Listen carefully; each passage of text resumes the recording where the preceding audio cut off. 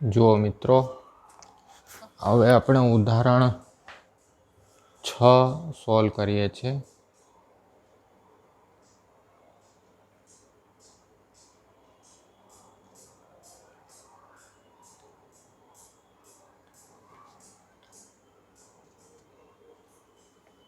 ક્વેશ્ચનમાં આપેલું છે આ 10 વોલ્ટની બેટરી છે, બરાબર, અને વિદ્યુત પ્રવાહ આપેલું છે 3I. કેટલું આપેલું છે? 3I. તો 3I જે છે તે 3 ભાગમાં વહેંચાઈ જશે, I અને I. આ એક સમઘન બનાવેલું છે. સમઘનમાં દરેકનો અવરોધ 1 ઓહ્મ છે, બરાબર. આ દરેકનો અવરોધ કેટલું છે? 1 ઓહ્મ. તો આ 3 સરખા છે અવરોધ, એટલે 3 ભાગમાં વહેંચાઈ ગયું. હવે જો એક એકને લઈએ કે 1I જશે તો અહીં દરેકના વિદ્યુત અવરોધ સરખા છે, એટલે વિદ્યુત પ્રવાહ દરેકમાંથી અડધો થઈ જશે. હવે આને લઈએ I, તો અહીંથી થઈ જશે I/2 અને અહીં થઈ જશે I/2, બરાબર. અને આ I જે છે તે I/2 અને અહીં I/2. હવે જો આ બિંદુ પર જઈએ તો અહીં I/2 વિદ્યુત પ્રવાહ આવે છે અને અહીં I/2 આવે છે, એટલે બંને ભેગા થશે તો અહીં થશે I. એ જ રીતે આ બિંદુ પર લઈએ, આ બિંદુ પર લઈએ, અહીં લઈએ, બરાબર. I/2 છે ને, જો I/2 આવ્યું અને આ I/2 આવ્યું, એટલે અહીં આ બિંદુ લઈએ તો I/2 આવે છે અને I/2 આવે છે, એટલે I થઈ જશે, બરાબર છે. નીચેના જે 4 ભાગ છે, નીચેનો જે ભાગ છે એ ભાગને ABCD નામ આપેલું છે, અને ઉપરનો જે માળખું છે એને A', B', C', D' નામ આપેલું છે, બરાબર. હવે આ છે ઉદાહરણ 3.6, બરાબર. તો હવે આપણે કિર્ચોફનો બીજો નિયમ લગાવીએ છીએ. તો બંધ પરિપથ, બહુ ઇઝી દાખલો છે, આકૃતિ એવી છે એની, બરાબર. બંધ પરિપથ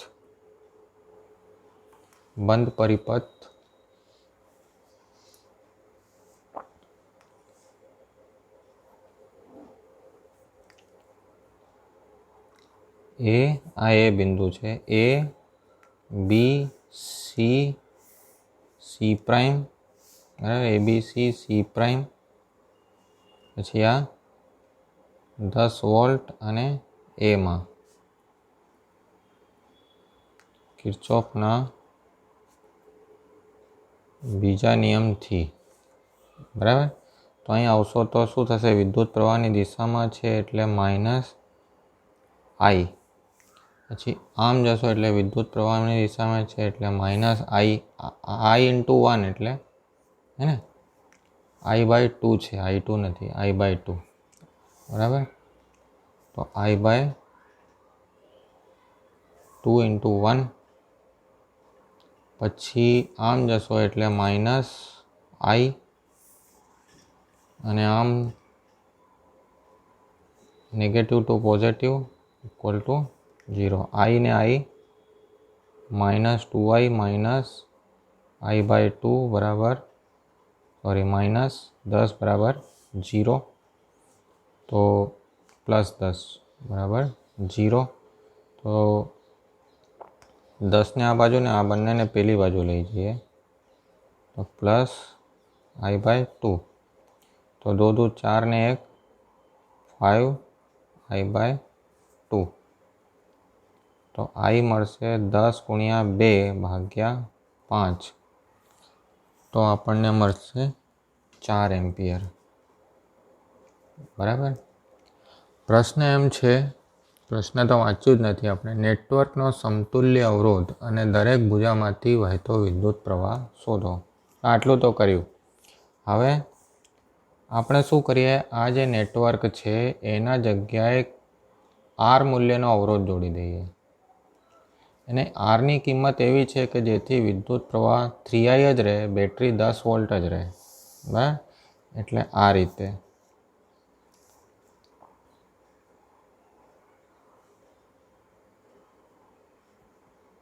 આ 10 વોલ્ટની બેટરી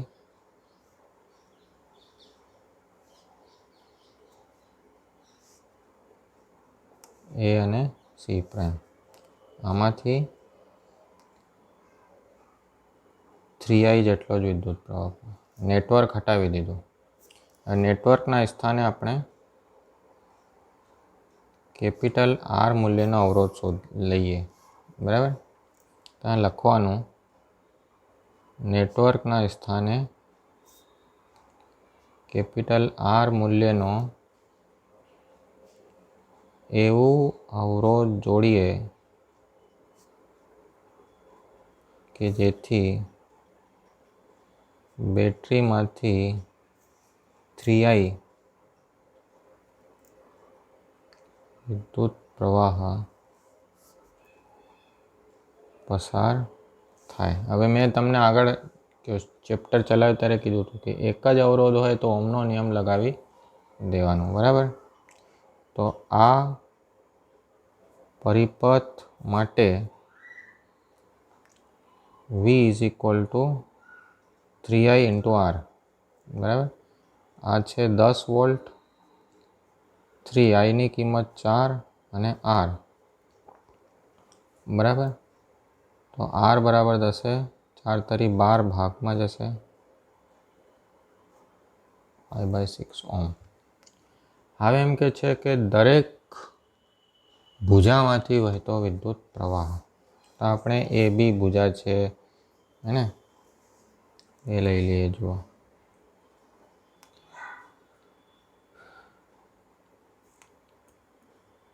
એ બી આઈ છે, એડી આઈ છે અને એ પ્રાઇમ આઈ છે. એ બી, એડી, એ પ્રાઇમ, પછી શામાંથી આઈ છે?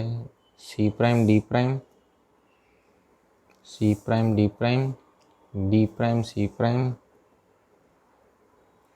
પછી C, C prime, C prime. ભુજાઓમાંથી વિદ્યુત પ્રવાહ I બરાબર 4 એમ્પિયર. અને આ જેમાં I/2 છે એ લખી નાખવાની, બરાબર. તો આ થશે એ બી પ્રાઇમ, એટલે એ પ્રાઇમ બી પ્રાઇમ, આ એ પ્રાઇમ બી પ્રાઇમ, એ પ્રાઇમ ડી પ્રાઇમ, એ પ્રાઇમ ડી પ્રાઇમ, હું લખતો જાઉં છું. હા, પછી આ છે ડી પ્રાઇમ, પછી આ છે ડીસી, બરાબર. અને આ બીસી, 1 2 3 4, 1 2 3 4 5 6, 10 જ થયા જો બાકી. ડીસી, પછી હા બી પ્રાઇમ,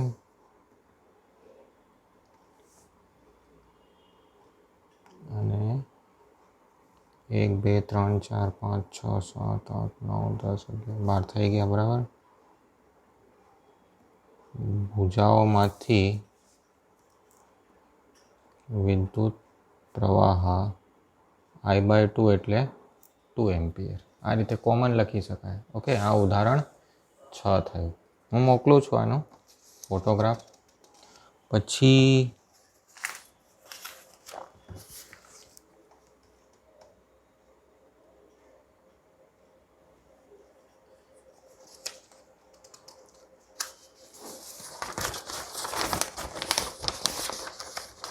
ઉદાહરણ 3.7 છે.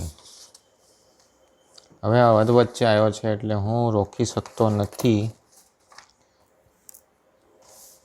એટલે આકૃતિ દોરવી જ પડશે.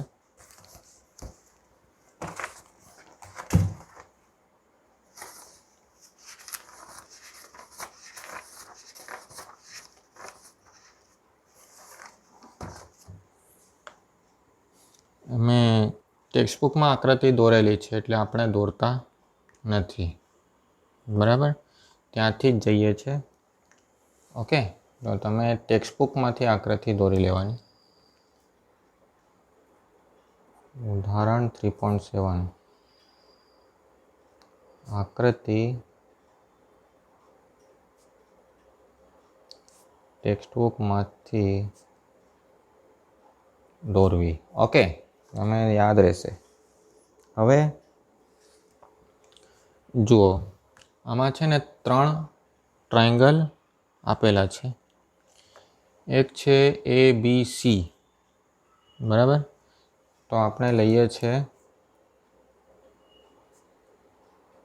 બંધ પરિપથ ABCA માં કિર્ચોફના બીજા નિયમથી, બરાબર. તો જુઓ, AB દિશામાં જઈએ તો માઇનસ આવશે, બરાબર, કારણ કે વિદ્યુત પ્રવાહની દિશા છે એટલે -4I2. પછી B થી C પર જઈએ તો દિશામાં જ છે એટલે -2I2 + I3.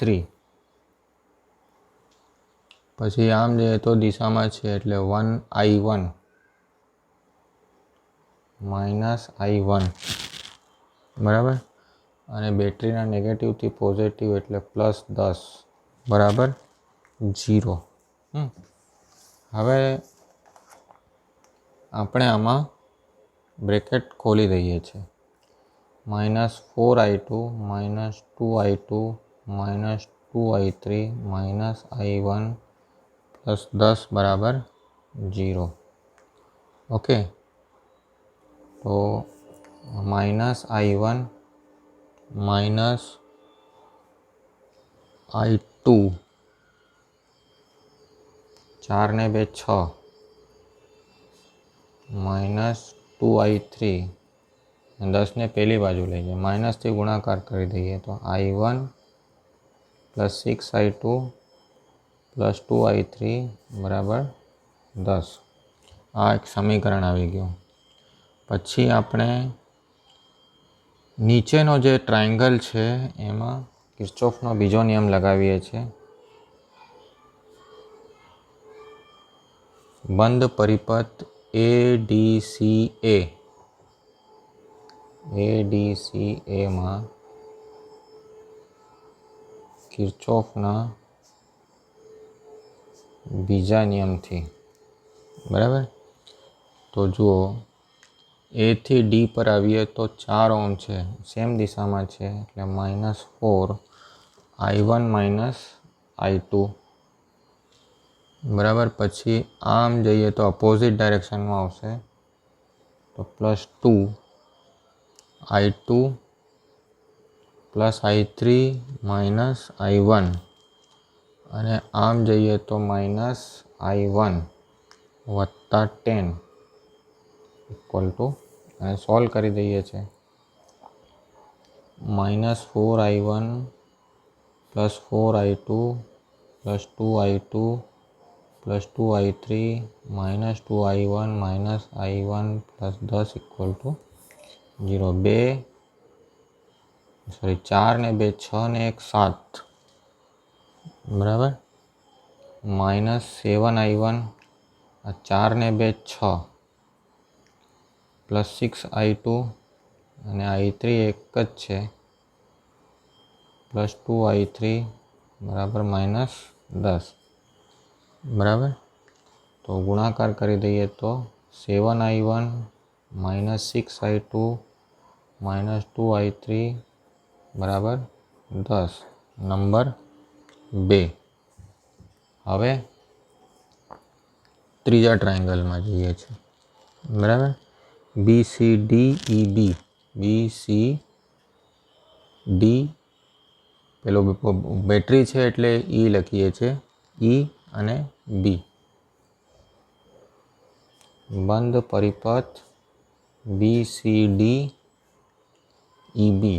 એટલે એપ્સાઇલોન અને બી માં કિર્ચોફના બીજા નિયમથી તો 2 એમ્પિયર 2 ઓહ્મ છે, સમાન દિશામાં છે એટલે -2 I2 પ્લસ I3, નીચે જઈએ તો સમાન દિશામાં છે -2 I2 plus I3 minus I1, અને આમ જાઓ તો અવરોધ જ નથી, નેગેટિવ ટુ પોઝિટિવ એટલે +5 માં ગુણાકાર કરી દઈએ તો -2 I2 -2 I3 -2 I2 -2 I3 plus 2 I1 બરાબર -5. તો આ 2 I1 2 ને 2 4 I2 2 ને 2 4 I3, તો આ આપણને એક ત્રીજો સમીકરણ મળ્યો. બરાબર. સમીકરણ 1 અને 2નો સરવાળો કરીએ, કારણ કે જો અહીં +6 છે ને અહીં -6 છે. બરાબર. 1 + 2 કરતા I1 + 6 I2 + 2 I3 બરાબર 10, 7 I1 બરાબર 10. સરવાળો કરીએ એટલે આ કેન્સલ થશે તો 7 ને 1 8 I1, આ કેન્સલ થઈ જશે = 20. એટલે I1 બરાબર 20/8, તો 4થી કેન્સલ થશે 5/2, એટલે I1ની કિંમત મળશે 2.5 એમ્પિયર. હવે સમીકરણ 2માં I1ની કિંમત મૂકી દઈએ છીએ. બરાબર. સમીકરણ 2માં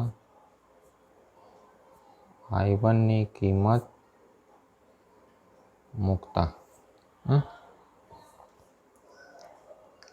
તો જુઓ સમીકરણ 2 આ છે 7 I1 -6 I2 -2 I3 બરાબર 10. હે ને. આઈની કિંમત આપણે 5/2 મૂકીએ છીએ, આ 5/2 છે એ મૂકીએ છીએ, -6 I2 -2 I3 બરાબર 10. 2 વડે ગુણાકાર કરી દીધો, 7 35, 6 દૂની 12, 9 દૂની 4, એટલે 10 દુ 20. તો -12 I2 -4 I3 = 20 - 35.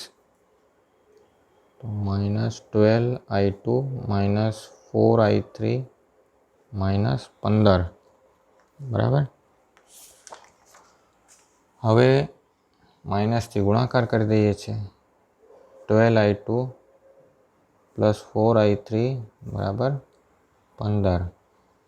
આ આપણે એક સમીકરણ મળ્યું 4. ઓકે. આ જ રીતે સમીકરણ 3માં આપણે I1ની કિંમત મૂકી દઈએ.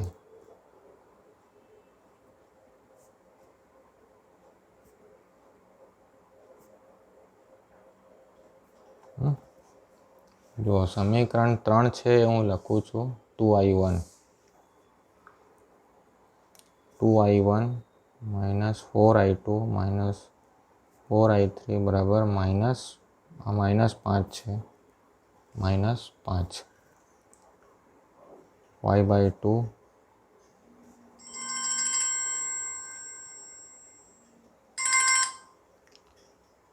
4 I3 2 કેન્સલ થઈ જશે તો આ થશે -4 I2 -4 I3 -5 -5, તો 4 I2 + 4 I3 બરાબર 10. આ નંબર 5.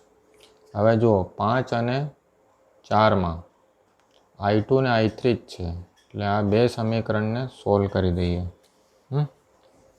આમાં પ્લસ છે અને આમાં પ્લસ છે.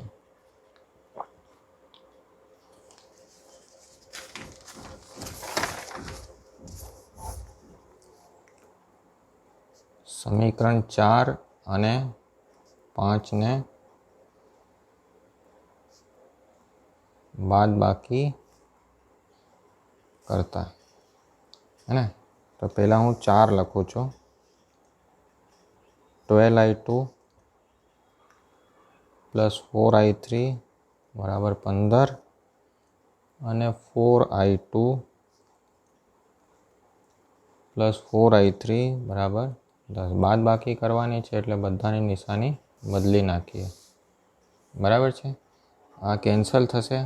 12માંથી 4 ગયા તો 8 અને આ 5. તો I2ની કિંમત આવશે 5/8 એમ્પિયર. હા, મળી ગયું. હવે ગમે તેમાં મૂકી દો. બરાબર, 5માં મૂકી દઈએ. 5થી 4I2 પ્લસ 4 I2ની કિંમત છે 5/8 પ્લસ 4I3 બરાબર 10. તો 4I3 બરાબર 10 માઇનસ, જો આ કેન્સલ થઈ જશે, 5/2. તો 10 દુ 20માંથી 5 ગયા તો 15/2. તો 15/8 એમ્પિયર. ઓકે. હવે પ્રશ્ન એ હતો કે દરેક શાખામાંથી વહેતો વિદ્યુત પ્રવાહ શોધો. તો AB શાખામાંથી વહેતો વિદ્યુત પ્રવાહ, AB શાખામાં વિદ્યુત પ્રવાહ, જો આકૃતિમાં જો કેટલું છે, I2ની કિંમત મળી છે 5/8 એમ્પિયર. પછી BC ગમે તે પહેલાં લઈ શકાય. બરાબર, શાખામાં વિદ્યુત પ્રવાહ. તો BCમાં છે I2 plus I3. I2 plus I3 એટલે 5/8 એટલે 20/8 એ 2.5 એમ્પિયર જ આવશે. બરાબર. પછી શું દેખાય છે? AB થયું, BC થયું, AC લઈ લઈએ. AC શાખામાં વિદ્યુત પ્રવાહ આકૃતિમાં જુઓ, ACમાં કેટલું છે? I1ની કિંમત આપણને મળી હતી 2.5 એમ્પિયર. પછી AD શાખામાં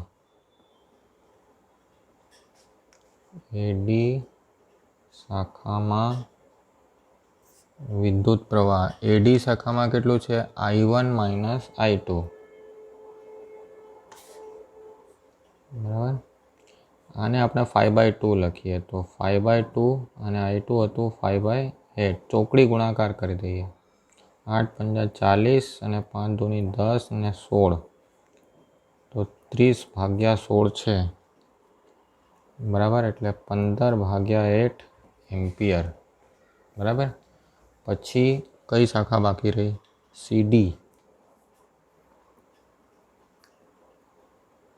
CD શાખામાં વિદ્યુત પ્રવાહ, જુઓ CDમાં કેટલું છે? I2 plus I3 minus 1. I2 plus I3 મળેલો છે 2.5 એટલે 5/2. 5/2 માઇનસ I1 છે 5/2 એટલે 0. બરાબર. પછી I3 હે ને, BD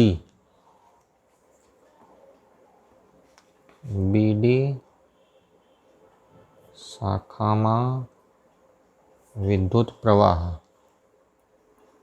I3 એટલે 15/8 એમ્પિયર મળ્યું હતું. ઓકે મિત્રો, આનો પછીનો જે પ્રશ્ન છે એ પણ આટલો જ લાંબો છે, એટલે આપણે એના પછીના લેક્ચરમાં કરીએ તો આ ચેપ્ટર આપણું પૂરું થઈ જશે. Thank you.